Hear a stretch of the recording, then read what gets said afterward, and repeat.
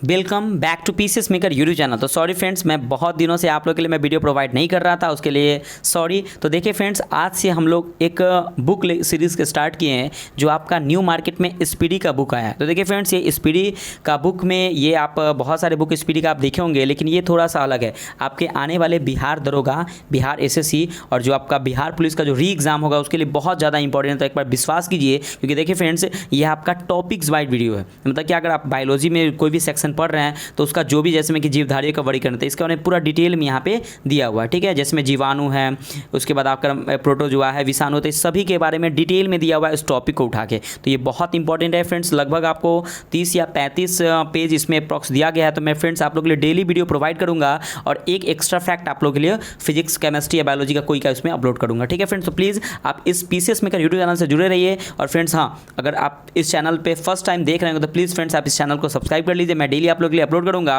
और मैं आपको प्रैक्टिस सेट अपलोड करूंगा। क्योंकि देखिए फ्रेंड्स, हर एक एग्जाम में साइंस का सेक्शन जो होता है बहुत इंपॉर्टेंट होता है, तो उससे आप जुड़े रहिए। पीसीएस मेकर चैनल को सब्सक्राइब कर लीजिए। ठीक है फ्रेंड्स, तो देखिए अगर हम सबसे पहले बात करते हैं, सबसे पहले सामान्य परिचय की। देखिए बायोलॉजी का जो सामान्य परिचय उसके बारे में हम लोग देखते हैं। तो देखिए सबसे पहले अगर हम बात करते हैं कि विज्ञान की वह शाखा जिसके अंतर्गत समस्त सजीवों अर्थात जीवधारियों का अध्ययन किया जाता है क्या कहलाता है। तो आपको पता होना चाहिए कि जीव विज्ञान कहते हैं। तो ये जीव विज्ञान का परिभाषा पूछे हुए। ठीक है, जीव विज्ञान शब्द का प्रयोग सर्वप्रथम किया था, किसने किया था, ये बहुत इंपॉर्टेंट क्वेश्चन। तो लैमार्क और ट्रिवी रेनर्स ने किया था। ये डेट याद रखिएगा, 1801 ईस्वी में किया था जीव विज्ञान शब्द का प्रयोग। ठीक है, और देखिए जीव विज्ञान एवं जंतु विज्ञान के जनक तो ये कौन है, तो अरस्तु साहब है।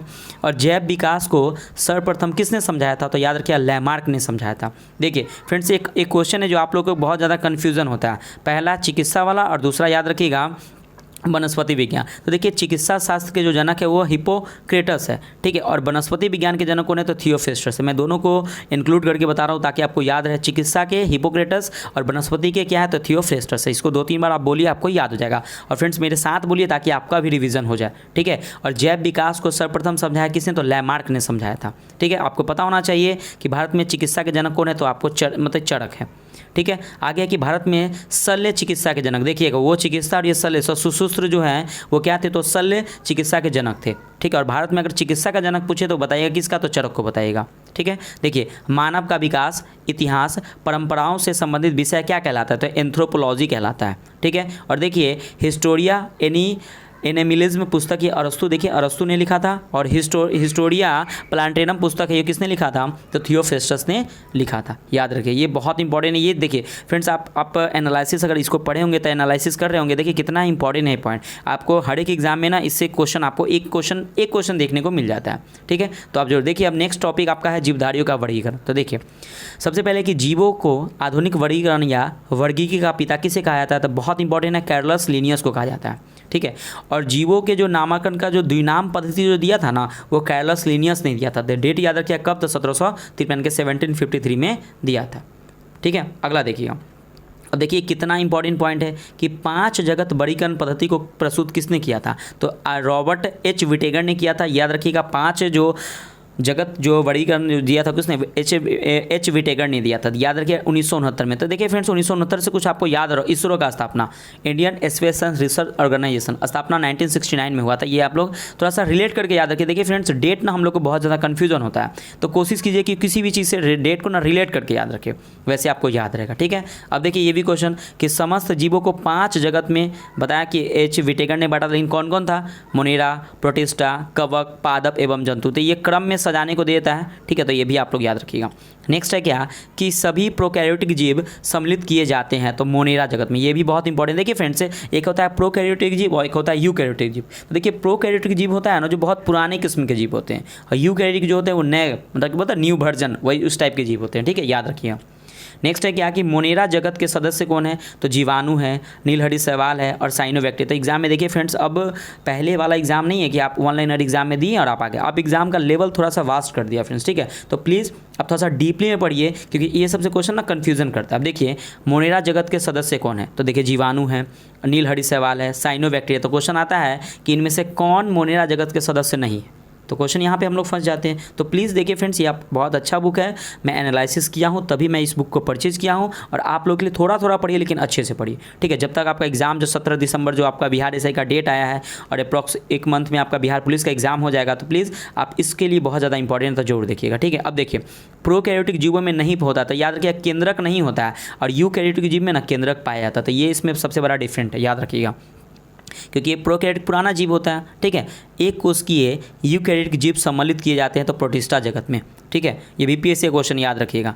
अगला है कि प्रोटिस्टा जगत के सदस्य हैं, तो देखिए प्रोटिस्टा, पहले मोनेरा पूछा, फिर प्रोटिस्टा पूछा, तो प्रोटिस्टा में आता है शैवाल, कवक और प्रोटोजोआ, ठीक। अगला देखिए, नेक्स्ट है आपका कि यूकैरियोटिक में उपस्थित होते थे केंद्रक। देखिए अभी मैंने बताया कि यूकैरियोटिक में केंद्रक उपस्थित होता है, लेकिन प्रोकैरियोटिक में केंद्रक उपस्थित नहीं होता। देखिए फ्रेंड, तो वो क्लियर हो गया। तो देखिए ये जो आप देख रहे हैं ना, कितना अच्छा टॉपिक है, ये आपको इस टॉपिक से पूरा क्लियर हो गया, ठीक है। ये स्पीडी का बुक है और मैं सोचा कि आप लोगों को मैं कंप्लीट करवा दूँ।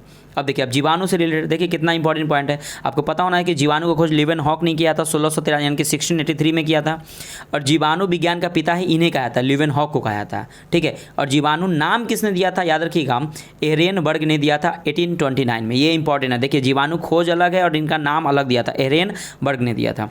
और कोशिकीय संरचना वाला छोटा जीव कौन है, तो जीवाणु है, सबसे छोटा जीव, ठीक है। और जीवाणु की कोशिकाओं भित्ति बनी होती है, बहुत इंपॉर्टेंट ये क्वेश्चन है, तो याद रखिएगा कि म्यूकोपेप्टाइड की बनी होती है जीवाणु की कोशिका भित्ति। जैसे हम बोलते हैं ना कि कवक की काइटिन की बनी होती है, उसी प्रकार से जीवाणु की किसकी बनी होती है, तो म्यूकोपेप्टाइड की बनी होती है, ठीक है। आगे देखते हैं, नेक्स्ट है आपका, अब देखिए फ्रेंड्स, यहाँ पे एक है कि दलहनी पौधे की जुड़ी मतलब कि जड़ों में पाई जाने वाली जीवाणु कौन है, तो देखिए जो दलहनी जो दलहन जो दाल वाला जो पौधा होता है उसके जड़ों में पाए जाने वाला जीवाणु कौन है, तो राइजोबियम है, ठीक है। और वायुमंडलीय नाइट्रोजन को नाइट्रेट के रूप में परिवर्तित कौन करता है, तो राइजोबियम ही करता है, ठीक है। देखिए इससे जो क्वेश्चन बना मैं वो क्लियर हो गया। इसमें दूध में पाए जाने वाले जीवाणु, तो देखिए दूध में आपको पता है कि लैक्टोबैसिलस पाया था, इसी का ना दूध से दही बनता है, ठीक है। उसका है क्या, एंटीसेप्टिक सर्जरी की खोज किसने की, बहुत इंपॉर्टेंट है, जोसेफ लिस्टर ने की थी। और जीवाणु को कृत्रिम संवर्धन किसने, तो रॉबर्ट कोच ने किया था। और जीवाणु में राइबोसोम पाया जाता था, देखिए 70 एस होता है, 80 एस होता है, तो जीवाणुओं में जो राइबोसोम होता है ना 70 इस प्रकार के होता है, देखिए, ठीक है। अब देखिए प्रोटोजोआ से संबंधित जो भी क्वेश्चन है आपको एग्जाम में पूछे वो सब दिया हुआ है। देखिए प्रोटोजोआ होता है तो यह एक कोशिकीय जीव है। प्रोटोजोआ ये आता है कि इनमें से कौन से जीव एक कोशिकीय, तो प्रोटोजोआ है। प्रोटोजोआ शब्द का प्रयोग सर्वप्रथम किसने, तो गोल्डफस ने किया था। और प्रोटोजोआ संघ के जंतु क्या है, तो अमीबा, यूग्लिना, प्लाज्मोडियम, एंट अमीबा, हिस्टोलिका, तो ये सब क्या है, तो ये प्रोटोजोआ संघ के जंतु हैं, ठीक। आगे कि हरा प्रोटोजोआ कहलाता है, तो यूग्लिना। देखिए क्वेश्चन आ सकता है कि हरा प्रोटोजोआ किसे कहते हैं, तो यूग्लिना को कहते हैं। अब देखिए विषाणु से संबंधित सभी पॉइंट को देखते हैं। तो संसार का सूक्ष्मतम जीव कौन होता है, तो विषाणु सबसे छोटा होता है, विषाणु, ठीक है। और विषाणु का अध्ययन आपको पता है कि वायरोलॉजी कहते हैं। विषाणु की खोज इवानोव्स्की ने 1892 में किया था, 1892 में किया था। और साधारणतः सभी विषाणु बने हैं किसके, तो प्रोटीन के। बहुत इंपॉर्टेंट, तो क्वेश्चन आता है कि विषाणु किससे बने होते हैं, तो विषाणु याद रखिएगा ये आरएनए प्रोटीन से बने होते हैं, यानी कि तथा न्यूक्लिक अम्ल यानी कि आरएनए के। देखिए ये प्रोटीन, देखिए जो आप कोविड-19 अभी सुने होंगे, कोविड-19 आप जानते होंगे, तो ये आरएनए डिजीज मतलब आरएनए उसमें पाया जाता था, प्रोटीन आरएनए प्रोटीन से बना था, ठीक है। तो याद रखिएगा प्रोटीन तथा न्यूक्लिक अम्ल आरएनए के, ठीक है। अब देखिए विषाणु का आकार देखिए 0.15 से 0.2 माइक्रोन होता है। और रासायनिक रूप से विषाणु होते हैं तो न्यूक्लियो प्रोटीन होते हैं रासायनिक रूप से। अब देखिए अब कोशिका के बारे में देखते हैं, कोशिका विज्ञान। देखिए कितना अच्छा बुक है, प्लीज़ फ्रेंड्स एक बार विश्वास कीजिए, बहुत अच्छा बुक है। मैं आप लोग के लिए डेली कंटेंट प्रोवाइड करूँगा। हाँ, और आपको ना इसके बाद मैं MCQ वीडियो लेके आऊँगा। MCQ कहने का मतलब कि आपको 80 question 100 question approx 2 set 3 set मैं आप लोग कंप्लीट करवा दूँगा, ताकि आपके एग्जाम ऑफ पॉइंट से ज़्यादा इंपॉर्टेंट है, ठीक है। देखिए जीवन की मूलभूत इकाई क्या है, तो कोशिका है। कोशिका खोज रॉबर्ट हुक ने 1665 के 1665 में किया था। जीवित कोशिका खोज किसने, दे लीवेनहॉक। देखिए दोनों इंपॉर्टेंट है। देखिए अगर कोशिका खोज बोले तो रॉबर्ट हुक ने, लेकिन जीवित कोशिका बोले तो लीवेनहॉक ने किया था। देखिए कोशिका का अध्ययन क्या कहलाता है, साइटोलॉजी कहलाता है, ठीक है। आगे देखते हैं कोशिका सिद्धांत को प्रतिपादित किया था किसने, तो स्लाइडेन एवं स्वान ने 1838 से 39 में किया था, ठीक है। बहुत इंपॉर्टेंट है ये भी। नेक्स्ट है कि जीवधारियों की संरचनात्मक एवं क्रियात्मक इकाई क्या है, तो कोशिका होती है। देखिए कोशिका दो प्रकार की होती है, मैं अभी बताया आपको, प्रोकैरियोटिक और यूकैरियोटिक। प्रोकैरियोटिक में केंद्रक नहीं पाया जाता है, यूकैरियोटिक में केंद्रक पाया जाता है। मैं रिपीट भी कर रहा हूँ ताकि आपको याद रहे। केंद्रक एवं केंद्रिका नहीं पाए जाते। देखिए मैंने आपको बताया कि प्रोकैरियोटिक कोशिका में ये नहीं पाया जाता, लिख लीजिए, बहुत इंपॉर्टेंट है ये। केंद्रक एवं केंद्रिका किस में उपस्थित होता है, यूकैरियोटिक कोशिका में उपस्थित होता है। अब देखिए सबसे छोटी कोशिका ये पूछता है, तो माइकोप्लाज्मा गैलीसेप्टिकम जीवाणु को होती है, सबसे छोटी कोशिका होती है। और सबसे बड़ी कोशिका आपको पता है कि शुतुरमुर्ग का अंडा होता है, ठीक है। और देखिए मानव शरीर की सबसे लंबी कोशिका था न्यूरॉन यानी कि तंत्रिका तंत्र को कहते हैं। और मानव शरीर की पाई जाने वाली सबसे छोटी कोशिका सेरिबेलम की होते हैं, जिसमें गैन्यूल सेल की होती है। मानव शरीर में पाई जाने वाली सबसे छोटी कोशिका, ठीक है। और मानव शरीर में पाई जाने वाली सबसे बड़ी कोशिका क्या होना है, तो अंडाणु, ठीक। आगे देखते हैं, आगे देखते हैं। आई थिंक फ्रेंड्स आप एक बार देख लीजिएगा इसको कि मानव शरीर में पाई जाने वाली सबसे छोटी कोशिका, एक बार देख लीजिएगा स्पर्म के बारे में थोड़ा सा आप एक बार देख लीजिएगा, क्योंकि मानव शरीर में पाई जाने वाली सबसे बड़ी कोशिका तो अंडाणु है, लेकिन मानव शरीर में पाई जाने वाली सबसे छोटी कोशिका आपको स्पर्म होना चाहिए। एक बार आप कंफर्म एक बार देख लीजिएगा फ्रेंड्स, ठीक है, और कमेंट करके जरूर बताइएगा। नेक्स्ट देखिएगा कि कोशिका की संरचना। तो देखिए जीवन का भौतिक आधार क्या है, तो जीवद्रव्य है। और जीवद्रव्य की खोज देखिए तो डुर्जार्डीन ने किया था, ठीक है। और देखिए जीवद्रव्य का नामकरण पुरकिंजे ने 1839 के 1839 में किया था। और जीवद्रव्य जीवन का भौतिक आधार है, किसका कथन है, तो हेक्सले का। ये इंपॉर्टेंट एक कथन पूछता है एग्जाम में कि जीवद्रव्य जीवन का भौतिक आधार है, किसका कथन है, तो हेक्सले का, ठीक है। अगला नेक्स्ट देखिए, अब देखिए जीवद्रव्य सिद्धांत दिया था किसने, तो सुल्ज ने दिया था। पादप कोशिकाओं का बाहरी आवरण कहलाता है तो कोशिका भित्ति। आपको पता है कि पादप कोशिका जो बाहरी आवरण कोशिका भित्ति कहलाता है। कोशिका भित्ति पाई जाती है तो केवल पादप, आपको पता ना कोशिका भित्ति केवल पादप में ही पाया जाता है, ठीक है, जानवर में या मनुष्य में नहीं पाया जाता, याद रखिएगा। कोशिका भित्ति बनी होती है तो सेलुलोज की, याद रखिए, बहुत इंपॉर्टेंट है ये। कोशिका झिल्ली पाई जाती है पादप, देखिए, और कोशिका भित्ति जो है ना केवल पेड़ पौधे में पाया जाता है, लेकिन कोशिका झिल्ली पेड़ पौधे और जंतु दोनों में पाया जाता है, ये याद रखिएगा, ठीक है, इंपॉर्टेंट है। नेक्स्ट देखिएगा कि कोशिका को एक निश्चित आकार एवं कोशिकांगों को सुरक्षा प्रदान करती है कौन, तो कोशिका झिल्ली। यही क्या करता है, उसको आकार देता है। नेक्स्ट देखिएगा कि कोशिका झिल्ली या प्लाज्मा झिल्ली बनी होती है किसकी, तो लिपिड एवं प्रोटीन के, ये इंपॉर्टेंट है, याद रखिएगा। अब देखिए माइटोकॉन्ड्रिया, इसको गोल्जी काय हिंदी में कहते हैं, माइटोकॉन्ड्रिया, ठीक है ना। देखिए माइटोकॉन्ड्रिया खोज याद रखिए, बहुत इंपॉर्टेंट है, अल्टमैन ने किया था। माइटोकॉन्ड्रिया का नाम दिया था वेंडा ने, ये बहुत इंपॉर्टेंट है, ठीक है। माइटोकॉन्ड्रिया नहीं होता है तो जीवाणु में माइटोकॉन्ड्रिया नहीं पाया जाता है, ठीक। माइटोकॉन्ड्रिया में पाए जाने वाला द्रव्य कहलाता है तो मैट्रिक्स कहलाता है। माइटोकॉन्ड्रिया में जो द्रव्य पाया तो वो मैट्रिक्स कहते हैं। कोशिका का पावर हाउस बहुत इंपॉर्टेंट है, ये किसे, तो माइटोकॉन्ड्रिया को कहा जाता है, ठीक है। देखिए नेक्स्ट है कि कोशिका का श्वसन केंद्र किसे कहते हैं, तो माइटोकॉन्ड्रिया कहते हैं, ठीक है। आगे देखते हैं। तो फ्रेंड्स आप बताइएगा कि कोशिका का पावर हाउस माइटोकॉन्ड्रिया को कहते हैं तो लाइसोसोम को क्या कहते हैं, तो प्लीज़ फ्रेंड्स कमेंट कीजिएगा। देखिए अगर मैं आपसे क्वेश्चन पूछता हूँ तो प्लीज़ कमेंट करके बताइएगा, इससे अच्छा लगता है कि अगर फ्रेंड्स अगर वीडियो अगर कैसा लगा इसके बारे में भी कमेंट कीजिएगा, क्योंकि देखिए अगर आप कमेंट करते हैं या लाइक करते हैं थोड़ा सा अलग लगता है कि आप लोगों के लिए कुछ अच्छा लग रहा है, इसलिए मैं और अच्छा वीडियो बनाऊँ प्रोवाइड करूँ। तो देखिए फ्रेंड्स प्लीज़ मैं पूरा बुक कंप्लीट कर दूँगा, आप विश्वास कीजिए एक बार, लेकिन हाँ डेली मैं आप लोग को पढ़ाऊँगा, ठीक है। देखिए नेक्स्ट है कि माइटोकॉन्ड्रिया में ऊर्जा किस रूप में संचित होता है, ATP, ठीक है। ATP याद रखिए, ATP के रूप में क्या होता है, संचित होता है। एडिनोसाइन ट्राइफॉस्फेट ATP का फुल फॉर्म एग्जाम में पूछे हुए हैं। ATP का निर्माण कहाँ होता है, तो माइटोकॉन्ड्रिया में होता है। ATP इकाई होती है तो ऊर्जा की इकाई होती है, जिसको क्रेब्स चक्र माइटोकॉन्ड्रिया में होता है। क्रेब्स चक्र का खोज किसने किया, तो हेंस क्रेब्स ने किया था, ठीक है। और याद रखिएगा एनर्जी करेंसी के नाम से ही हम लोग ATP को जानते हैं, एडिनोसाइन ट्राइफॉस्फेट को एनर्जी करेंसी के रूप में जानते हैं, ठीक है। अब देखिए क्रेब्स चक्र होता है माइटोकॉन्ड्रिया में, क्रेब्स चक्र की खोज किसने किया था, हेंस क्रेब्स ने किया था। और माइटोकॉन्ड्रिया का दिल कहलाता है कौन, तो क्रिस्टी कहलाता है। देखिए ये आपको नया क्वेश्चन दिख रहा होगा, माइटोकॉन्ड्रिया का दिल कहलाता है तो क्रिस्टी कहलाता है, ठीक है। अब देखिए माइटोकॉन्ड्रिया पूरा क्लियर हो गया। अब देखिए गोल्जी काय के बारे में, देखिए यहाँ पे एक जगह आपको पूरा दिया हुआ है, ठीक है, इसीलिए हमको ये बुक बहुत अच्छा लगा, ठीक है। देखिए नेक्स्ट है क्या कि गोल्जी काय की खोज किसने की, तो कैमिलो गोल्जी ने, ठीक है, आपको पता होना चाहिए। गोल्जी काय की क्रियात्मक इकाई को क्या कहते हैं, तो याद रखें सिस्टर्नी कहते हैं, सिस्टर्नी, ठीक है। गोल्जी काय की क्रियात्मक इकाई को सिस्टर्नी कहते हैं। और कोशिका का ट्रैफिक पुलिस यानी कि यातायात प्रबंधन गोल्जी काय को ही कहते हैं, याद रखिएगा। Traffic police of the cell Golgi काय को ही कहते हैं, या यातायात प्रबंधन किसे कहते हैं, तो गोल्जी काय को कहते हैं, याद रखिएगा। गोल्जी काय का मुख्य कार्य क्या है, तो श्रवण, ठीक है, याद रखें। नेक्स्ट है आपका कि कार्बोहाइड्रेट का संश्लेषण कौन करता है, तो मतलब कार्बोहाइड्रेट जो हमारे शरीर में होता है उसका संश्लेषण गोल्जी काय के द्वारा ही होता है, ठीक है। अब देखिए लाइसोसोम, मैंने आपको क्वेश्चन पूछा वो क्वेश्चन आ गया, देखिए। तो देखिए लाइसोसोम का खोज डी डुबे ने 1948 में किया था, ठीक है, जब गांधी जी की डेथ हो गई थी। तो ऐसे याद रख लीजिए कि लाइसोसोम का खोज डी डुबे ने 1948 में हुआ था।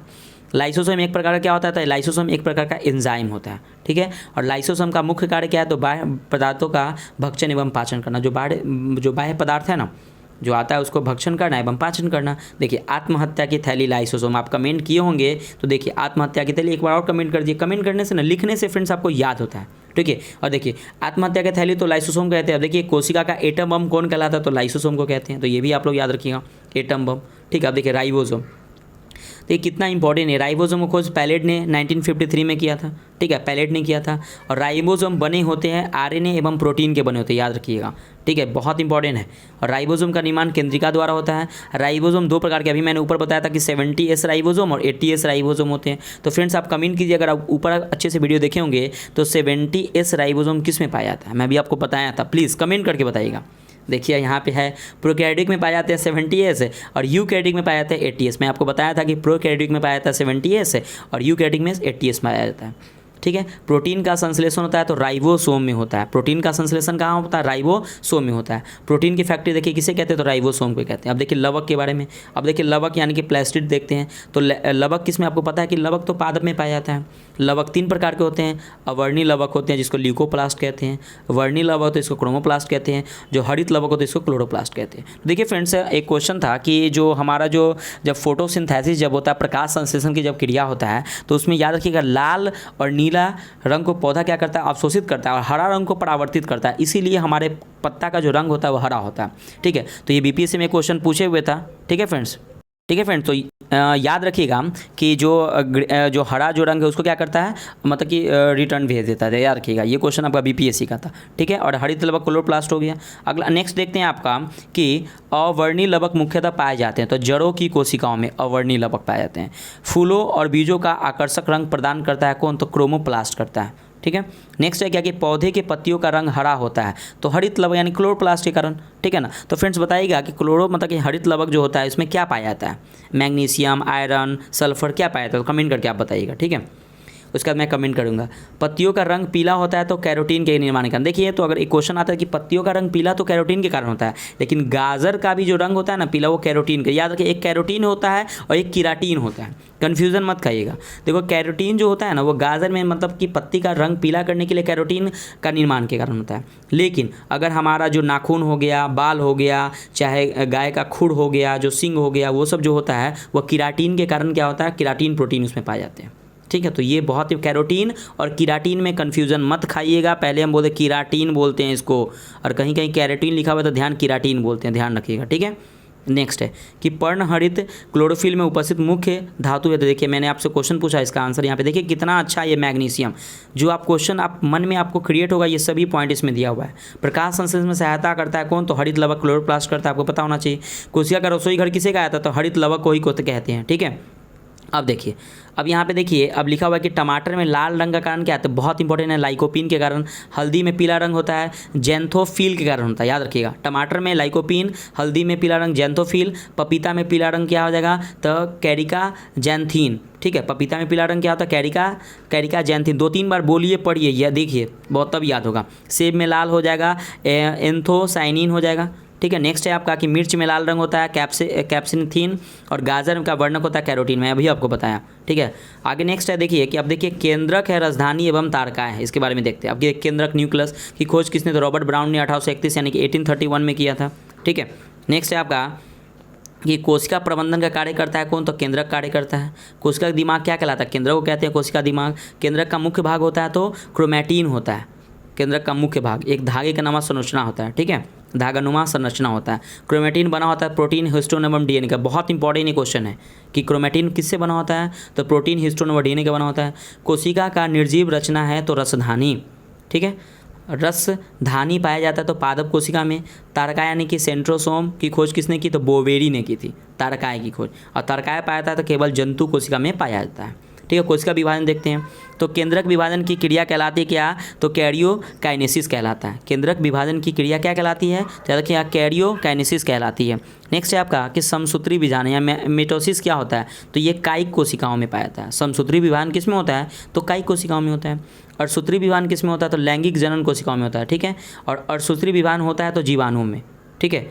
अर्धसूत्री है या असूत्री है, याद रखिए, अर्धसूत्री होता है लैंगिक जनन कोशिकाओं में, ठीक है। उसका देखिए नेक्स्ट है समसूत्री विभाजन होता है कायिक कोशिकाओं में, ठीक। और एक है आपका असूत्री होता है जीवाणुओं में। और समसूत्री किस में होता है, तो समसूत्री विभाजन की खोज किसने किया था, तो वाल्टर फ्लेमिंग ने किया था।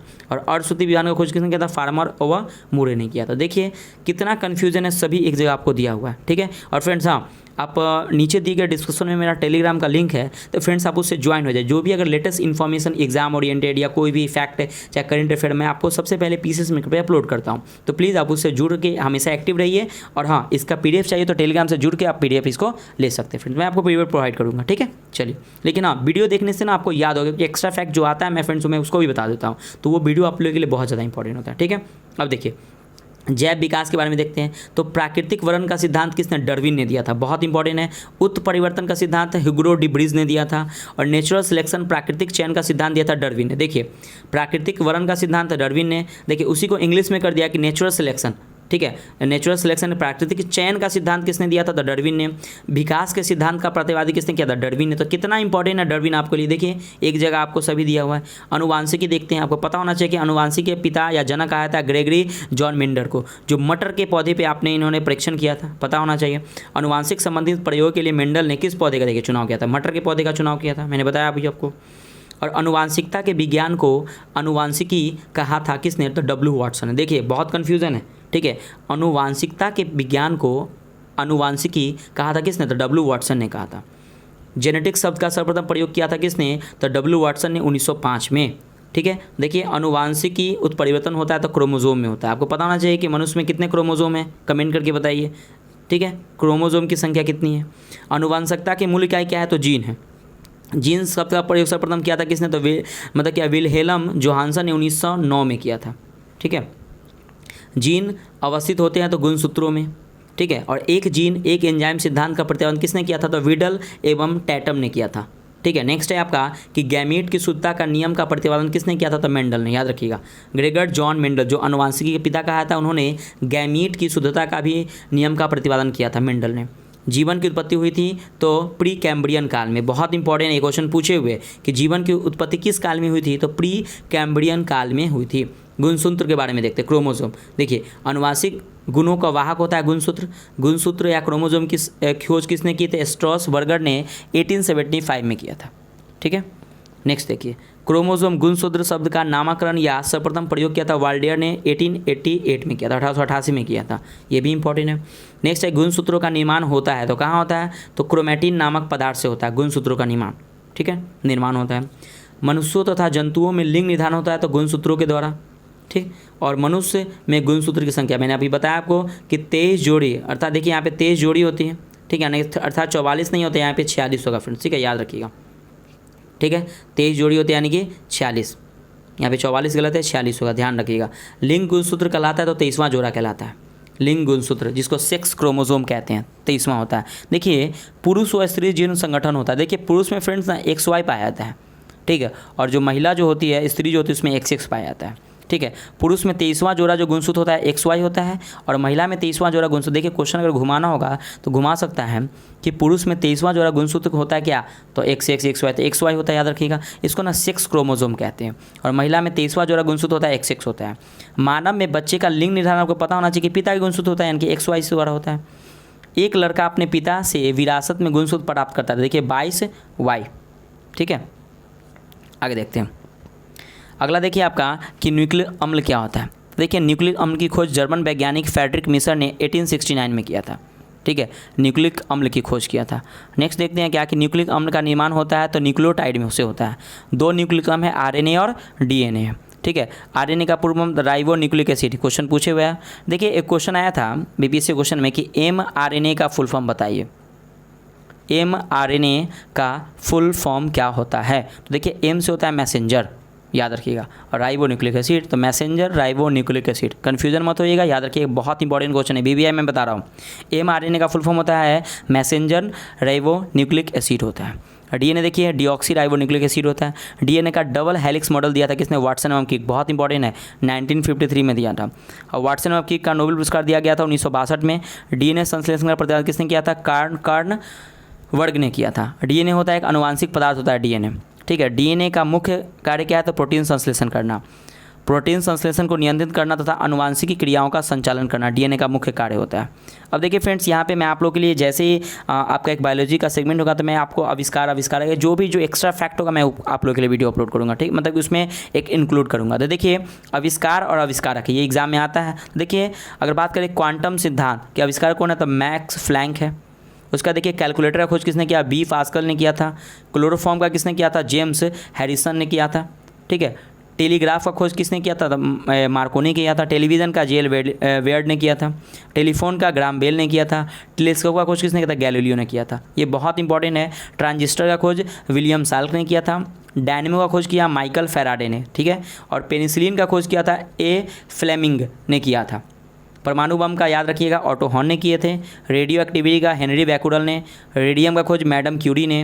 और रेडियो खोज किसने, मार्कोनी। देखिए तीनों इंपॉर्टेंट, रेडियो एक्टिविटी का खोज हेनरी बैकुरल, रेडियम खोज मैडम क्यूरी ने, और रेडियो खोज किसने, मार्कोनी ने किया था। रक्त परिवहन विलियम हार्वे ने। भाप इंजन का जेम्स वाट ने। रडार खोज किसने किया था, टेलर एवं यंग ने। गन पाउडर का रोजर बेकन ने किया था। नेक्स्ट है आपका छपाई कला का गुटेनबर्ग ने किया था। हवाई जहाज़ का राइट्स ब्रदर्स ने। और एक्सरे का रोन्टजन ने। ठीक है, खोज किया। ये खोजकर्ता का मैं नाम बता रहा हूँ। हाइड्रोजन का कौन है, तो कैवेंडिश है। इलेक्ट्रॉन का जे थॉमसन। प्रोटॉन का गोल्डस्टीन। और न्यूट्रॉन का जेम्स चैडविक। ठीक है, तो याद रखिएगा तीनों बहुत इंपॉर्टेंट, इलेक्ट्रॉन, प्रोटॉन और न्यूट्रॉन। और नाभिक का देखिए, नाभिक का रदरफोर्ड ने किया था। परमाणु संख्या का मोस्ले ने दिए थे। परमाणु सिद्धांत दिए थे डाल्टन ने। और बैरोमीटर का खोज किसने किया था, टोरिसेली ने किया था। देखिए आवर्त का नियम मेंडलीफ का आवर्त का नियम है। ठीक है, और डायनामोट का अल्फ्रेड नोबल ने किया था। सापेक्षता का सिद्धांत आइंस्टाइन ने दिया था। ठीक है, याद रखिएगा। माइक्रोस्कोप का खोज जॉन सान ने किया था। इंसुलिन का बैटिंग एवं बेस्ट ने किया था। पता है फ्रेंड्स, एक कमेंट करके बताइएगा कि इंसुलिन के कमी से कौन सा रोग होता है, प्लीज़ कमेंट करके आप ज़रूर बताइएगा। नेक्स्ट है आपका कि पोलियो को टीका खोज देखिए जॉन ई साल्क ने किया था। तो फ्रेंड्स कमेंट करके बताइए कि पोलियो ड्रॉप का खोज किसने किया था। टीका तो जॉन साल्क ने किया था, लेकिन ड्रॉप का, बेतार का तार मार्कोनी ने किया था। जेट इंजन का फ्रैंक वीटल ने किया था। ठीक है, नेक्स्ट रडार का खोज अल्बर्ट टेलर ने किया था। प्रिंटिंग प्रेस का खोज जॉन गुटेनबर्ग ने किया था। माइक्रोस्कोप का खोज किसने, जेड जॉनसन ने किया था, जॉनसन ने। और प्रेशर कुकर का डेनिस पैपिन ने किया था। ठीक है, और कॉस्मिक किरणें का खोज विक्टर हेस ने किया था। टेलीस्कोप खोज हेंस लैपर्सी ने किया था। और एसी मोटर का खोज किसने, निकोला टेस्ला ने किया था। और क्रोनोमीटर का खोज किसने किया था, जॉन हैरिसन ने किया था। तो देखिए फ्रेंड्स, यहाँ पे आपका ये वीडियो कंप्लीट है। देखिए फ्रेंड्स, ये कितना स्पीडी का आप देख रहे होंगे बिहार पुलिस सब इंस्पेक्टर दरोगा के लिए भर्ती परीक्षा 2023 के लिए। देखिए आपको यहाँ पे जितना फ्रेंड्स आपको टॉपिक दिख रहा है ना, ये मैं आपको सभी टॉपिक कंप्लीट, पहले यहाँ पर मैं आपको बायोलॉजी कंप्लीट करवाऊंगा, फिर फिजिक्स, केमिस्ट्री, हमारा सौरमंडल, प्रौद्योगिकी, ये सब मैं आपको कंप्लीट करवाऊंगा। तो प्लीज़ आप पीसीएस मेकर यूट्यूब चैनल पर अगर फर्स्ट टाइम वीडियो देख रहे हैं तो प्लीज़ फ्रेंड्स वीडियो को लाइक ज़रूर कीजिएगा। और हाँ, कमेंट करके बताइएगा फ्रेंड्स आपको ये वीडियो कैसा लगा, क्योंकि आपके कमेंट से ही थोड़ा सा मोटिवेटेड फील होता है। तो मैं आप लोगों के लिए और अच्छा कंटेंट लेके आऊँ। और हाँ फ्रेंड्स, मैं आप लोगों के लिए प्रैक्टिस सेट भी अपलोड करूँगा। इसका जस्ट इसके बुक के लास्ट में प्रैक्टिस सेट है, तो मैं आप लोगों के लिए कंप्लीट करूँगा। तो चैनल को सब्सक्राइब कर लीजिए। अगर फर्स्ट टाइम देख रहे हैं तो किसी भी फ्रेंड्स को आप शेयर जरूर कीजिएगा फ्रेंड्स। ठीक है, तो मिलते हैं नेक्स्ट वीडियो में। बाय बाय, जय हिंद दोस्तों।